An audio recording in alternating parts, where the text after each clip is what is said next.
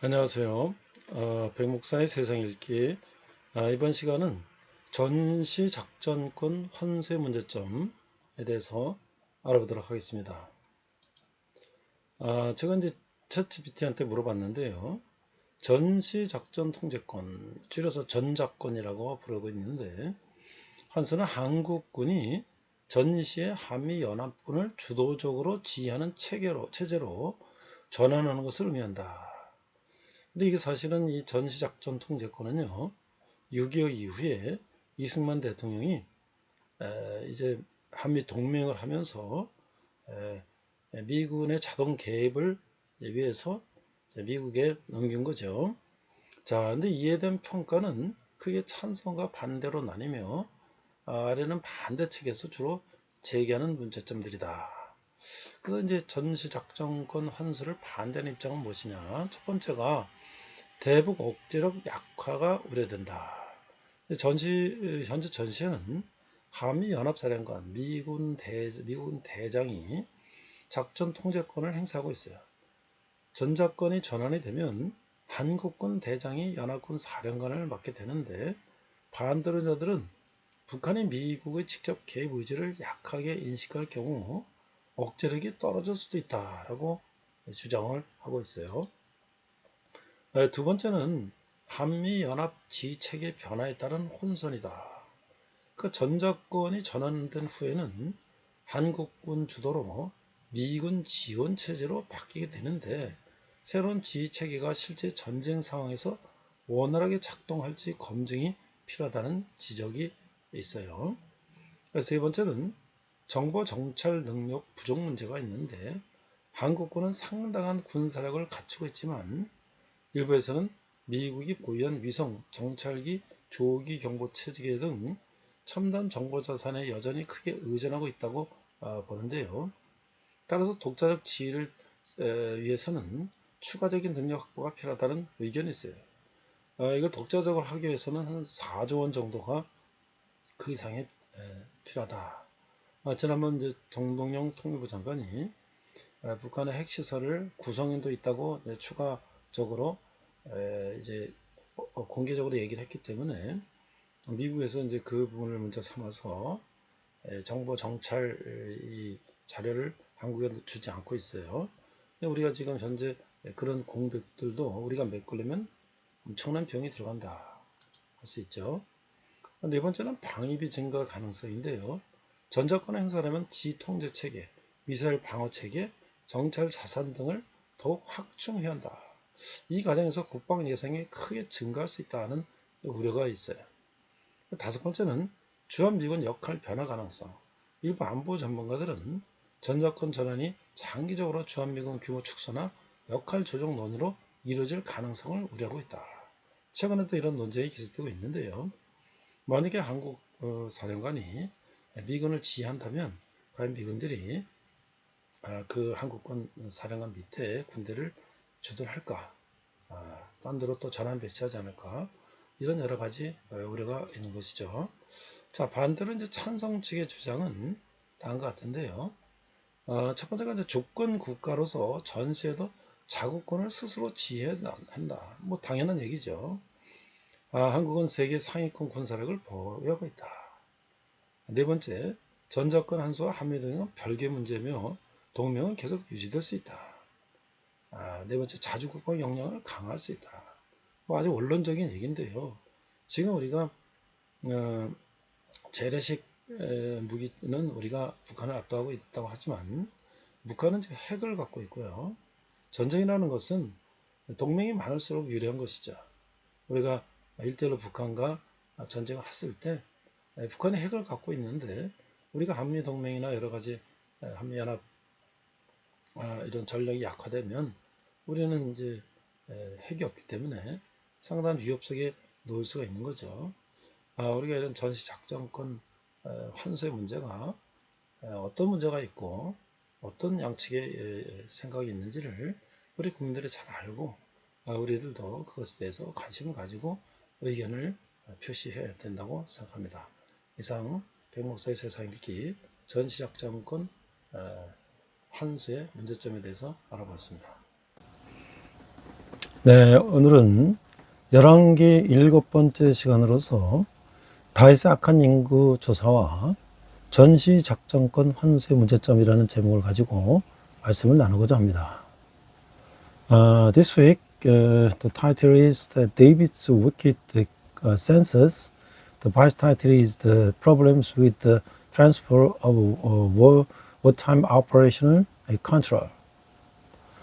오늘 본문은요, 사무엘하 24장 1절입니다. 여호와께서 다시 이스라엘을 향하여 진노하사 그들을 치시려고 다윗을 격동시키사 가서 이스라엘과 유다의 인구를 조사하라 하신지라. Today's text is 2 Samuel 24:1. David knows the fighting man. Verse 1.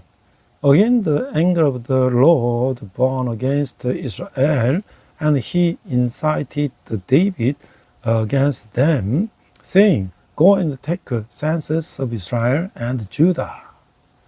자, 다윗은 이 인구조사를 통해서 하나님께 죄를 범하게 되는데, 역대상 21장에는 다윗이 생애에 있어서 범한 큰 죄에 대해 다루고 있어요. 백세 인구조사 배후에는 다윗의 교만이 있었을 것이죠. 그는 많은 위대한 승리들을 경험했으며 성공에 대한 영광을 받고 싶었던 것 같죠. 그래서 그는 하나님을 일일이 의지하기보다는 그의 군대를 의지하고 싶어서 그 수를 계수하는 거예요. 인구조사 자체는 물론 아무 잘못이 없죠. 왜냐하면 그들의 민족 역사에 있어서 가끔 있었던 일이 때문이죠. 그러나 우리는 인간을 높이고 이 인간의 뜻을 시도하려는 그 인구조사가 결국 하나님께 영광을 돌리지 못할 것이라는 것을 우리가 명심해야 되는 거예요. 출애굽기 30장, 11장, 16절에는 인구조사와 함께 고려해 보아야 할 또 다른 요소가 있는데, 인구조사는 각 사람이 지불해야 하는 속전, 구속의 돈이죠. 이 연관이 있으며 이 은 한 세겔은 그들이 여호와께서 값주고 사신 소유인 것을 생각나는 것이었다라고 하는 거예요. When David sins against God through this census, 1 Chronicles 21 deals with the great sins committed in David's life. Behind the census of the people was likely David's pride. He had experienced many great victories, 2 Chronicles 18-20, and seems to have wanted to receive glory for his success. Therefore, he counted the numbers because he wanted to rely on his army rather than relying on God individually. Of course, there is nothing wrong with the census itself. This is because it was something that happened occasionally in their national history. However, we must bear it in mind that a census that attempts to exalt humans and attempt human manipulation will never bring glory to God. In Exodus 13, 11-16, Exodus 30, 11-16, there is another element that must be considered along with the census. The census was associated with the ransom, the redemption money that each person had to pay, and this one shekel of silver served as a reminder that they were possessions purchased by Jehovah at a price. 그러니까 출애굽기 30장 12절은 만일 백성이 그들의 속전을 소홀히 하면 나라에 재앙을 내릴 것이며 수적으로 감소하게 될 것이라고 경고하고 있어요. 그런데 바로 이런 일이 발생한 것이죠. 하나님은 다윗에게 거의 10개월을 주셔서 마음을 바꾸게 경계를 피하도록 하셨어요. 어떤 하나님은 그를 단념시키려고 요압의 지혜로운 권고를 사용하기조차 하셨으나 다윗은 인구조사를 강행하는 거죠. 하나님 자녀들이 때때로 마음에 고집하여 자기의 길을 주장하는 것은 참으로 안 된 일이에요. 다윗이 죄는 경솔해서 범한 것이 아니었어요. 그는 냉철하게 일을 수행했으며 정확하게 계산했어요. 그는 하나님께 대항하여 반항하고 있었어요. Exodus 30:12 warns that if the people neglect their ransom, disaster will come upon a nation and their number will decrease. Yet, exactly this happened. God gave David nearly 10 months to change his mind and avoid punishment. Furthermore, another God, although God even used Joab's wise counsel to try and dissuade him, David insisted on carrying out the census. It is truly unfortunate that God's children sometimes become stubborn in their hearts and insist on their own way. David's sin was not committed out of rashness. He carried out this task cool-headedly and calculated precisely. He was rebelling against God. 자, 그래서 인구조사가 3사 24장 1절에서 9절에 나오는데요. 1절에 보니까 여기서 다시 이스라엘을 향하여 진노하사 그들을 치시려고 다윗을 격동시키사 가서 이스라엘과 유다의 인구를 조사를 하신지라. 예, 왕이 그 곁에 있는 군사령관 요압에게 이르되 너는 이스라엘 모든 지파 가운데로 나타나 다니며 이제 단에서부터 표에서까지 인구사를 조사하여 백성의 수를 내게 보거라 하니, 요압이 왕께 아뢰되 이 백성이 얼마든지 왕이 하나님 여호와께서 100배나 더하시게 하사 내 주 왕의 눈으로 보게 하시기를 원하나이다. 그런데 내 주 왕은 어찌하여 이런 일을 기뻐하시니까 하되. 4절 왕의 명령이 요압과 군대 사령관들을 재촉한지라. 요압과 사령관들이 이스라엘 인구를 조사하려고 왕 앞에 물러나. 8절 9절 그들 무리가 국내를 두루돌아 9달 20달 만에 예루살렘에 이르러 요압이 백성의 수를 왕께 보가니 곧 이스라엘에서 칼을 빼는 탐대한 자가 80만이요 유다 사람이 50만 명이었더라. The census to Samuel 21, 24, 1-9. 1.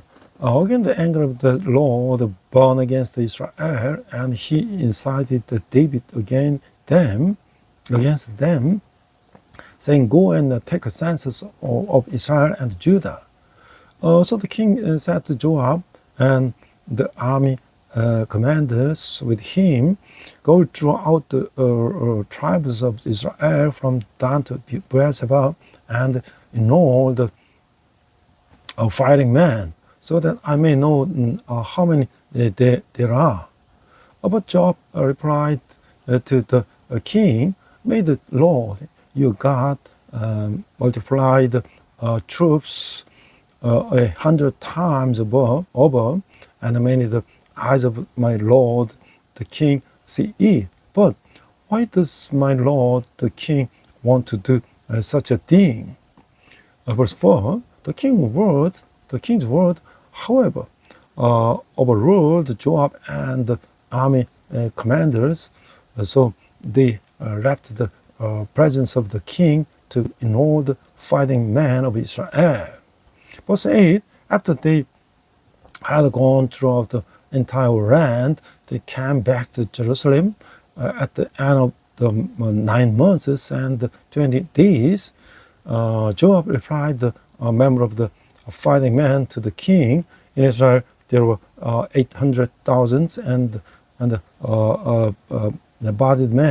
able-bodied men, and who could handle a sword, and in Judah 500,000.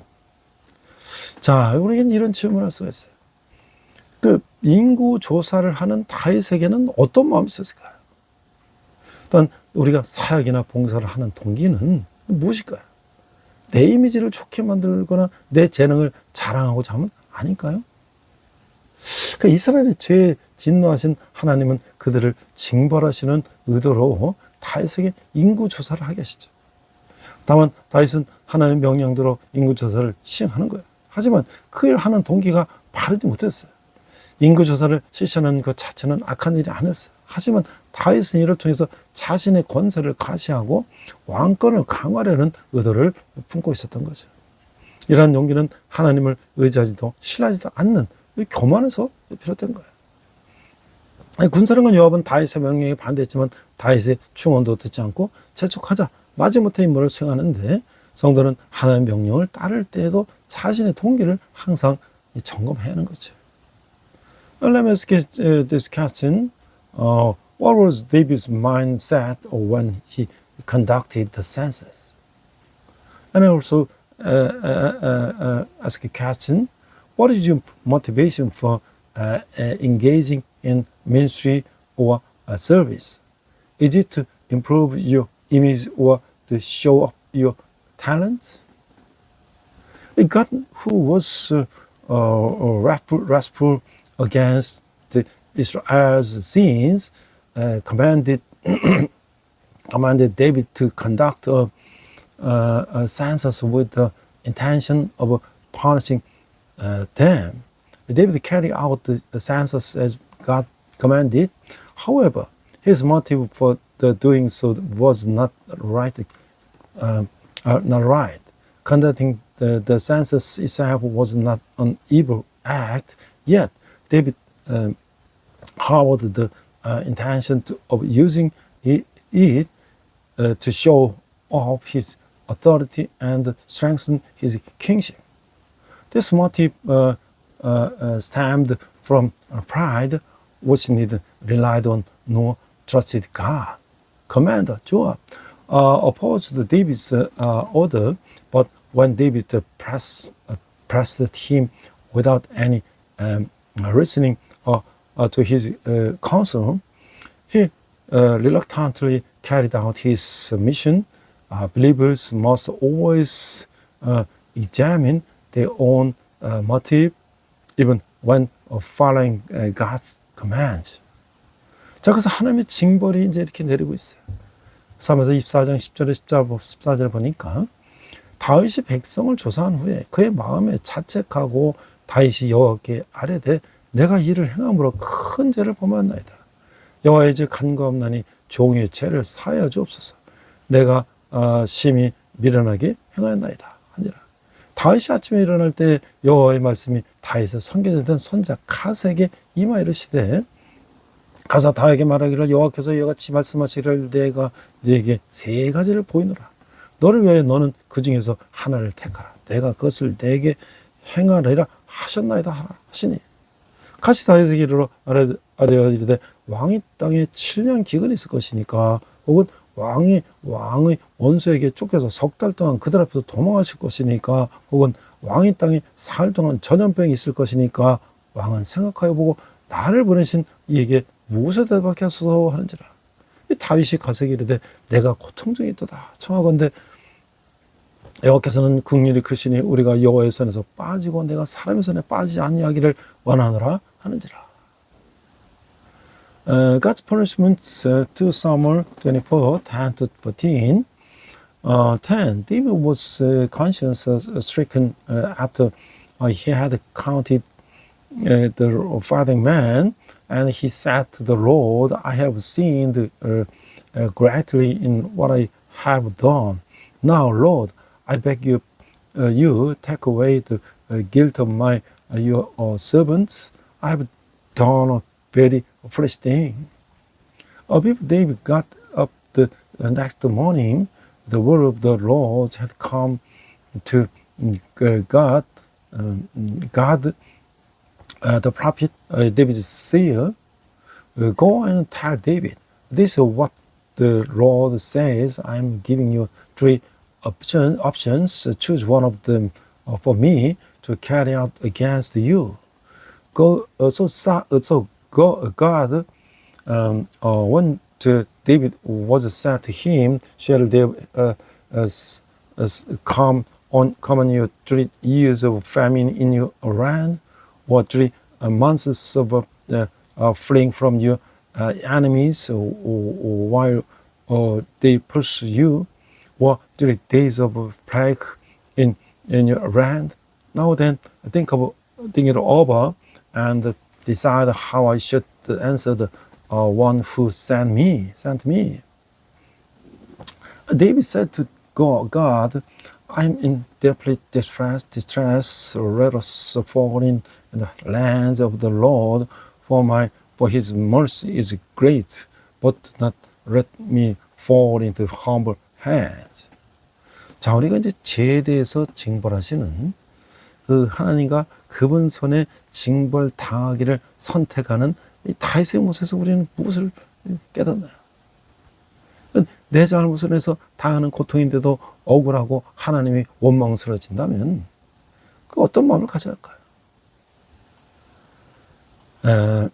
이제 영적으로 성숙한 사람일수록 죄에 민감하죠. 다윗의 인군저사를 시행한 후에 죄의 책임에 시달립니다. 자신의 위엄과 권력을 자랑하는 동기로 그 일을 행했음을 인정하며 하나님 앞에 비련한 행동을 뉘우치고 용서를 구하죠. 하나님은 다윗의 교만을 꺾으시고자 세 가지 징벌 중 한 가지를 택하게 하셨어요. 그 징벌은 이스라엘 땅에 7년 기근이 드는 것, 다윗이 원수에게 쫓겨 석 달간 도망하는 것, 이스라엘의 땅에 3일 동안 전염병 있는 것이에요. 다윗은 사람의 손이 아니라 긍휼히 크신 하나님 손에 징벌을 당하는 것이 낫다고 생각해서 전염병 재앙을 택하는 거죠. 우리 인류의 죄를 뒤집어 쓰신 하나님의 아들이 십자가에서 무참히 처형하시 했을 만큼 죄의 대가가 끔찍하고 무섭다는 것을 알고 아무리 작은 죄라도 멀리해야 되는 것이죠. Let me ask you a question. What do you realize from the image of God who punishes for a sin, and David who chooses to be punished by his hand? Let me ask you the application question. If you feel wronged and resentful of God, even though the suffering you are experiencing is due to your own fault, what kind of mindset should you have? The most spiritual nature of the person is the more sensitive they are to sin. David suffered from guilt after conducting a census, admitting that he did it with the motive of boasting of his dignity and power. He repents of his foolish actions before God and seeks forgiveness to humble David's pride. God makes him choose one of the three punishments. These punishments are a 7-year famine in the land of Israel, David fleeing from his enemies for 3 months, and a plague in the land of Israel for 3 days. David chose the plague. I believe that it is better to be punished by the hand of God, who is full of mercy, rather than by the hand of man. We must know that the price of sin is so terrible and terrifying that the Son of God and before born, the sins of the mankind had to be brutally executed on the cross. So we must stay away from even the smallest sin. 자, 이 다윗의 인구조사는 누가 시켰을까요? 그 다윗의 인구조사를 누가 시켰냐에 대해서는 그 사무엘하 24장 1절은 여기서 다시 이스라엘을 향하여 진노하사 그들을 치시려고 다윗을 격동시키사 가서 이스라엘과 유다의 인구를 조사하고 하신지라 라고 기록하고 있어요. 결국 인구조사의 주동자라는 것이 사탄이. 그래서 다윗 인구조사를 하나님과 사탄이 하겠다는 상받은 기록을 우리는 어떻게 이해해야 될까요? The second, David's census. Who ordered it? Regarding who ordered David's census, to Samuel 24:1 records, the Lord was against anger with Israel and suffered David to strike them. saying, "Go and take a census of Israel and Judah." God is presented as the entity that ordered David to conduct the census. However, 1 Chronicle 21:1 records Satan rose up against Israel and incited David to count Israel. This implies that Satan was the instigator of the census. How should we understand these conflicting records, which state that God and Satan had David conducted David's census? 그 역대상과 사무엘하를 함께 읽으면 사무엘하 24장 1절은 하나님이 허용적 의지를 다루고 있어요. 하나님이 인구조사를 하도록 내버려 두셨고 사탄이 다윗을 격동시킨 진짜 범인이라고 보는 것이죠. 월트 카이저는 역대상 21장 1절과 사무엘하 24장 1절 사이의 관계는 히브리적 사고를 이해할 때만 해결된다고 말했어요. 그는 하나님이 무엇이든지 허용한다면 그것은 곧 하나님이 행하신다고 여기는 것을 히브리적 사고라고 생각했어요. 하나님의 인구조사를 허용하심을 통해 하나님은 그 행위를 하신 분처럼 생각한 것이죠. 하나님의 섭리아래 모든 것을 궁극적으로 하나님의 뜻 가운데서 이루어진다고 믿는 거예요. 이 역대 기자들은 인간 범죄의 주체는 사탄이며 하나님은 사탄을 심판과 훈련, 연단의 도구로 사용하신다고 말하고 있는 거예요. When reading 1 Chronicles and 2 Samuel together, we see that 2 Samuel 21:1 deals with God's permissive will. God allowed the census to take place and abuse Satan as the true culprit who incited David.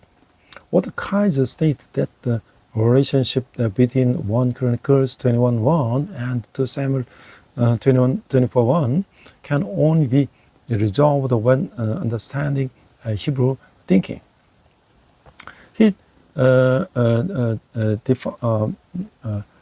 defined Hebrew thinking as the belief that it God permits anything. It is God who performs it. By allowing the census, it is to view God as the one who actually performed the act. It is a belief that under God's providence, everything ultimately takes place within God's will. In this context, the Chronicles say that Satan is an agent of the human sin, and that God uses Satan as an instrument of judgment, training, and refinement. 세 번째는 이제 회개와 후회의 차이를 우리가 한번 살펴보면, 신앙은 방향성이에요. 그 세례 요한의 한마디 외침은 회개하라, 천국이 가까이 왔느니라 라는 것이었어요. 그 회개라는 헬라어의 정확한 뜻은 180도 방향을 바꾼다는 것이죠. 회개와 후회의 차이가 무엇이죠? 프란치스 셰퍼는 눈물 한 방울 없이도 할 수 있는 것이 회개라고 했어요. 한 사람이 길을 가다가 잘못을 깨달아봅니다. 내가 미친놈이야, 내가 잘못했지 하면서 대성통곡을 해요. 그러다가 일어나서 다시 그 길을 계속 가요. 이것을 후회라고 해요. 하지만 회개는 다르죠. 회개는 자기 잘못을 깨닫고 방향을 바꾸는 것이요. 어제 도둑질했던 사람이 회개했다면 오늘 도둑질을 안 하는 것이죠. The difference between the repentance and the regret, first is a sense of the direction. John the Baptist's single cry was, "Repent, for the kingdom of the heaven is at hand." Matthew 31. The precise meaning of the Greek word for repentance is to change direction 180 degrees. What is the difference between the repentance and regret?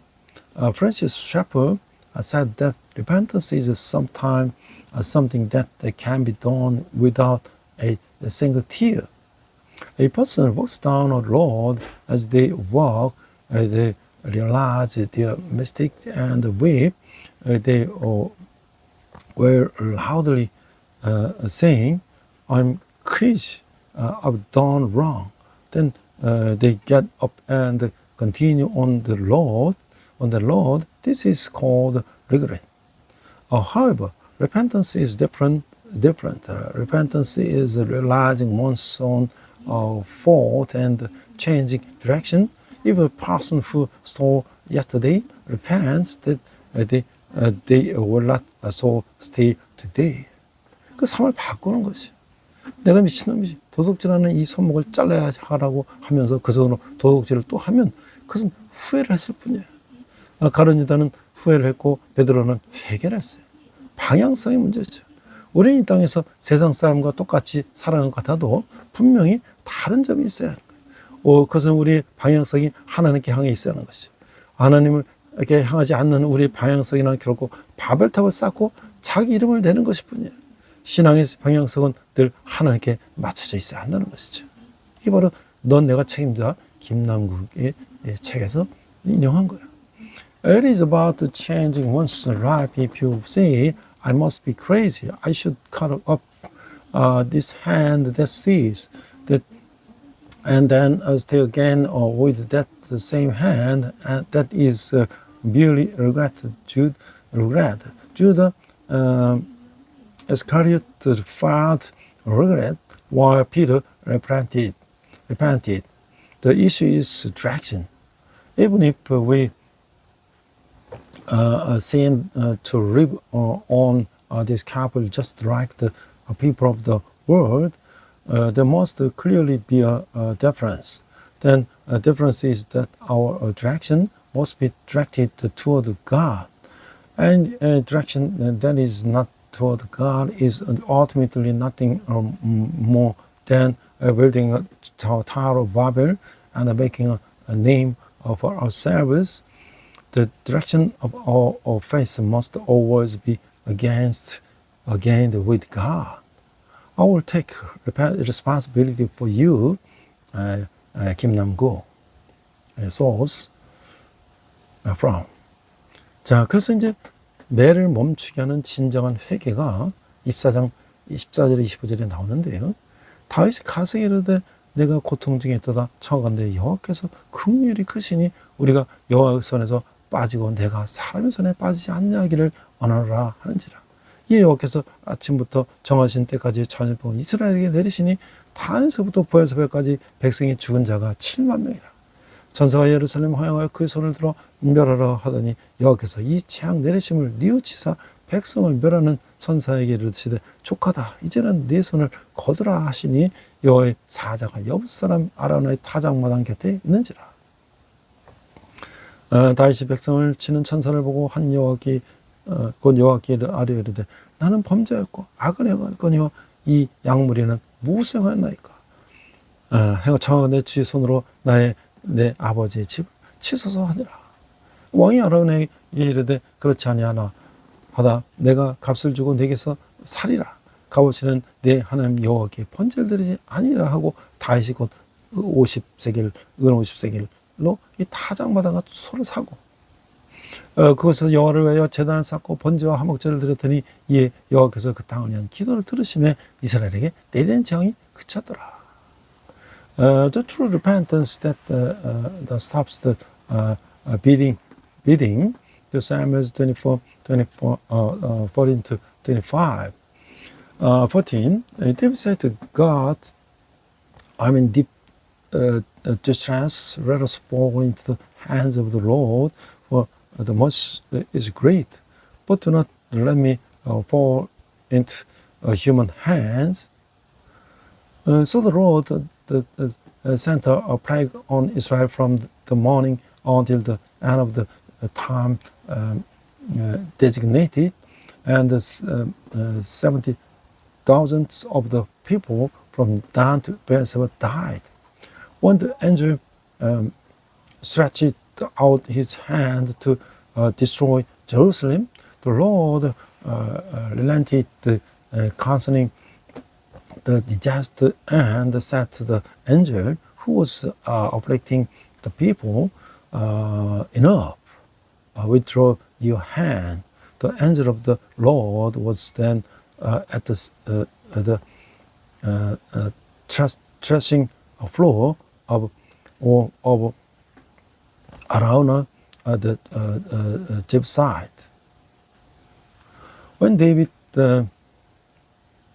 saw the angel who was striking down the people, he said to the Lord, I have seen either shepherds have done wrong.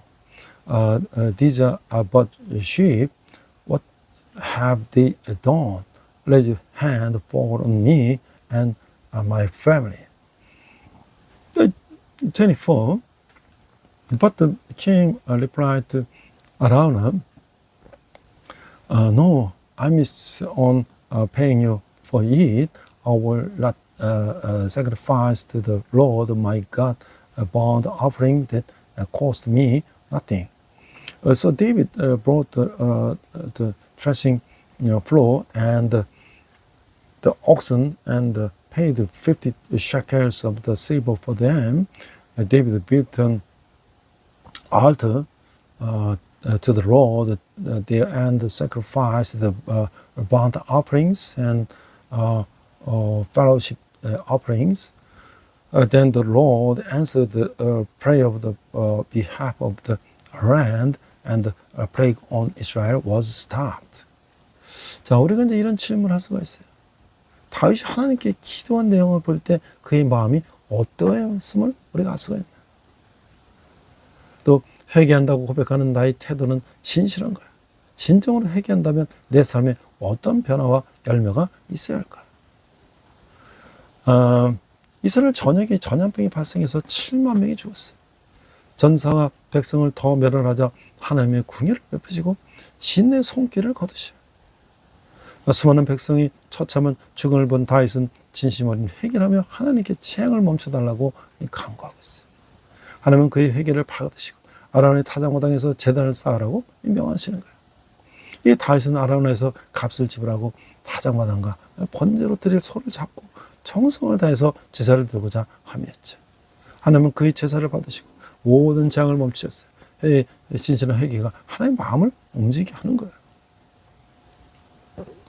Let me ask a question when looking at the common content of David's prayer to God. How can we understand his state of mind? Let me ask an application question. Is my attitude in confessing my repentance sincere? If I truly repent, what changes and fruits should there be in my life? A plague will break out throughout Israel, killing 70,000 people, just as angel attempts to destroy more of the people. God shows mercy and withdraws his hand of wrath, witnessing the horrific death of the countless people. David opposes sincere repentance and pleads with God to stop the plague. God accepts this repentance and commands him to build an altar at Araunah's threshing floor. Therefore, David pays Araunah's price to purchase the threshing floor and an ox to offer on burnt offering. This is to offer the sacrifice with utmost devotion. God accepted the sacrifice and stopped all the praise. Sincere repentance moves God's heart. 자, 이 다윗의 인구조사를 악한 인구조사를 생각하면서 저는 전시작전권 환수에 대해서 한번 생각해 봤어요. 그 ChatGPT한테 물어봤어요. 전시작전권 환수의 문제는 무엇인가? 자, 전작권, 전시작전 통제권 환수는 자주국방과 국가주권의 상징이지만 안보 공백 우려, 전문학적인 국방 예산 부담, 대북 억지력 약화, 가능성에는 현실적인 문제 등과 한계를 안고 있다고 그래요. 안보 공백과 지휘체계 혼선, 전자권이 전환되면 한 번 더 방해 주도권이 한권 사령관에게 넘어가는 거예요. 이래서 한미 간 의견이 충돌하거나 위기 상황 시 신속한 대응이 혼선이 발생할 수도 있고, 천문학적인 예산이 또 소요가 돼요. 정밀 타격무기라든지 감시 정찰 위성 등 한권이 독자적인 작전 수행 능력을 갖추려면 수십조 원의 추가 국방 예산이 필요한 것이죠. 빡된 비용을 단기간에 충당하는 것은 국가 경제에 큰 부담이 되는 거예요. Problems with the transport of the wartime operational control. Ask ChatGPT, while the transport of the wartime operational control, OPCON is a symbol of the cyber-reliant defense and the national sovereignty. It carries realistic problems and limitations, such as concerns about security or vacuum and astronomical burden on the defense budget and potential weakening or deterrence against North Korea. Security become and confusion in command structure. Once OPCON is transferred, the initiative for the defense of the Korean Peninsula shifted to the commander of the South Korean military. This could lead to the conflicts of the option between South Korea and the U.S. or cause confusion in rapid response during a crisis situation. Astronomical budget requirements, tens of the trillions of the won in additional defense budget are required for the South Korea's military to acquire independent operational capabilities, such as the precision strike weapons and surveillance and reconnaissance satellites, covering this massive cost in a short period places a significant burden on the national economy. 그러니까 미국 전략자산 지원의 불확실성도 있는데, 전자권 전환 이후에는 해구산, 항공모함 등 미국의 전략자산 지원은 필수적이에요. 그러나 미군의 자동계 보장이 약화되어 유사시 미국의 지원이 지연되거나 제한될 수 있다는 우려가 있어요. 대북 억지력 약화가 있죠. 강력한 한반연합 방위 체계가 한국권 단독 지휘 체계로 변환되면서 북한의 한미 등의 결속력이 느슨해진 것으로 비춰질 수 있으며, 이는 대북 억지력 저하로 이을 수 있다는 거예요. 유엔 군사령부와 갈등 소지가 있는데, 천안위에도 정전 관리를 담당하는 유엔 군사령부가 별도로 존속하는 거예요.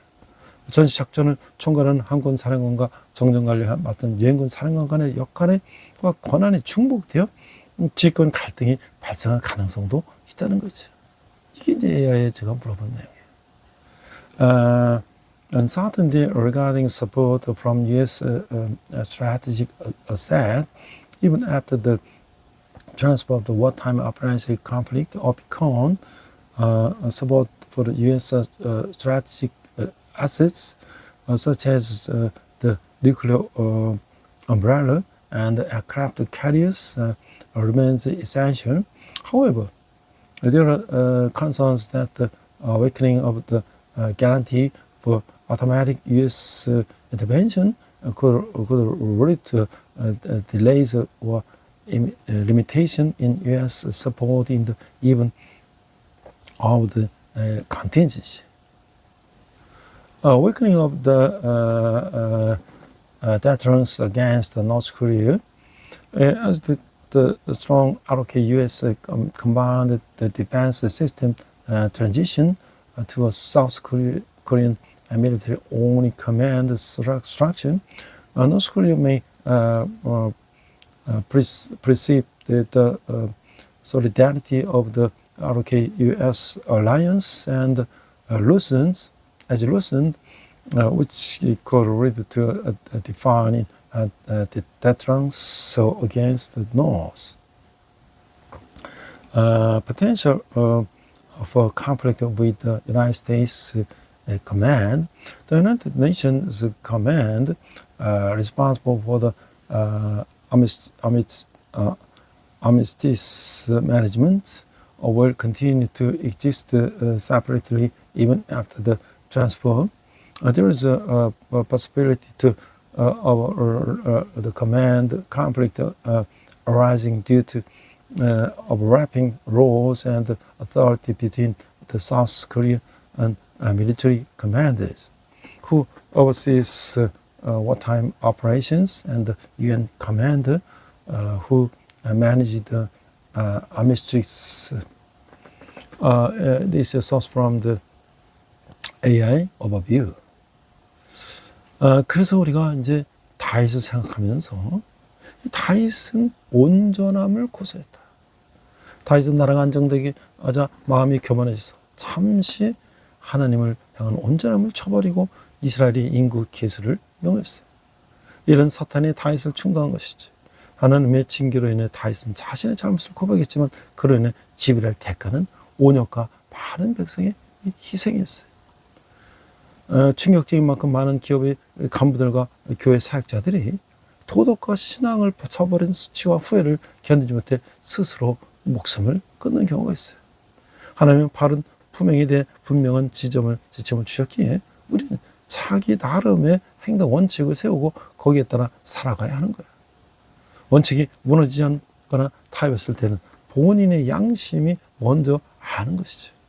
오히려 마음이 강팍해지는 경우도 덜했지만 대다수 사람들은 하나님과 가족과 자신에 대해 온전하지 못한 데 대해서 자기 양심이 법정에서 유죄를 선고받았어요. Hold on to integrity. Once the nation was stable, they become arrogant and briefly abandoned his integrity toward God. Ordering a census of Israel, this was instigated by Satan. Although David confessed his wrongdoing due to God's discipline, the price he had to pay was a plague and the sacrifice of many people. Shockingly, many corporate executives and church ministers take their own lives, unable to bear the shame and regret of having abandoned the morality and the faith. Since God has given clear guidelines for the proper conduct, we must establish our own principles of action and live accordingly. When principles crumble or compromised, one's own conscience is the first to know, while there are occasional cases where the heart hardens, the majority of people are found guilty in the court of their own conscience for being unintegrated toward God, their families, and themselves. 그 성공을 쫓느라 신앙의 원리를 저버리고 친구를 배반하거나 예수님 이름을 욕되게 하거나 가정을 소홀했음을 뒤늦게라도 깨달으면 다행이죠. 바로 그 때를 위해서 주어진 성경의 약속이 있기 때문이에요. 자기 죄를 숨기는 자는 형통하지 못하나 죄를 잡아버리는 자는 불쌍히 여김을 받으리라. 잠언 28장 13절 말씀이에요. 마하트마 간디는 그리스도인은 아니었지만 한 사람의 리더로서 자신이 어떻게 살다 죽었는지에 대해서 신조를 세우고 죽기까지 그 신조에 충실했던 사람이었어요. 그리스도인의 리더들이 주님을 향한 헌신을 끝까지 고수할 이유는 얼마든지 있어요. 온전한 리더는 바른 삶의 길을 마음으로 할 뿐 아니라 평생 그 확신을 따라 흔히 살아가야 하는 사람들이라고 하는 것이죠. It is fortunate if you realize even belatedly that is chasing success. You have abandoned the principles of the faith, betrayed the friends, dishonored the name of Jesus, or neglected your family. This is because there is a biblical promise given for the very moment. He who conceals his sins will not prosper, but he who confesses and forsakes them will find mercy. The Proverbs 21:13. Mahatma Gandhi was not a Christian, but as a reader, he established a creed regarding how he should live and die. And he remained faithful to the creed until his death. Christian readers, there are plenty of the reason to hold fast your devotion to the Lord until the very end. A true reader is one who not only knows the right path of life in their heart, but also lives their entire following that conviction without wavering. 기도하겠습니다. 하나님 아버지, 다윗의 교만과 하나님의 징계를 보며 우리나라 위정자들도 우리들도 교만하지 않게 하여 주시옵소서. God's saying that David's pride and the discipline words that the readers of our country and also just as from us not become arrogant. We pray in Jesus' name. Amen.